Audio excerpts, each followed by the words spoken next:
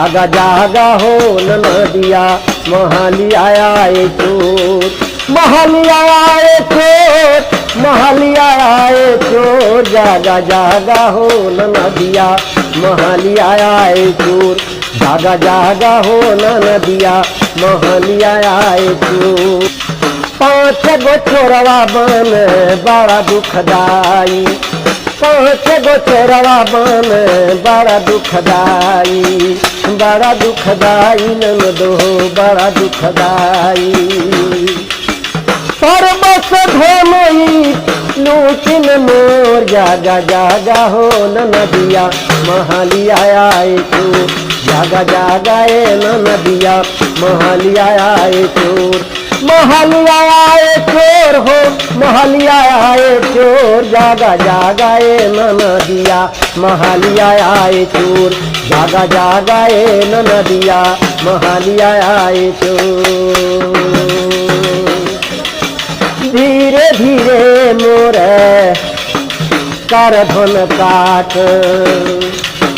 धीरे धीरे हो मोर कर धन काट, कर धन काट ननदो कर धन काट।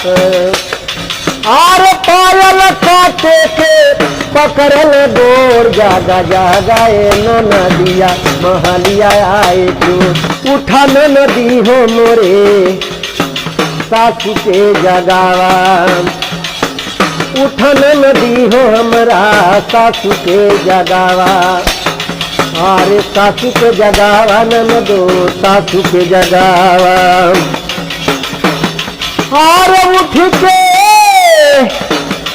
लगावा 3 सोर, जागा जागा ए नदिया महलिया आए चोर, जागा जागा ए नदिया महलिया आए चोर। ओ उठन नदी हो तनी दिया न जलावा, उठन नदी हो तनी दिया न जलावा, दिया न जलावा ननदो दिया न जलावा।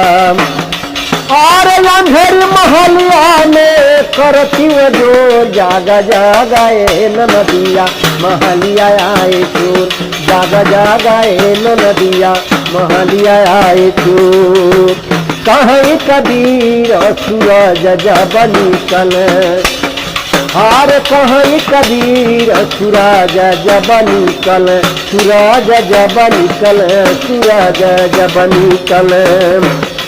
अरे हो गई भोर तब भगी है चोर, जागा जागा ए नदिया महलिया आए चोर, जागा जागा ए नदिया महलिया आए चोर।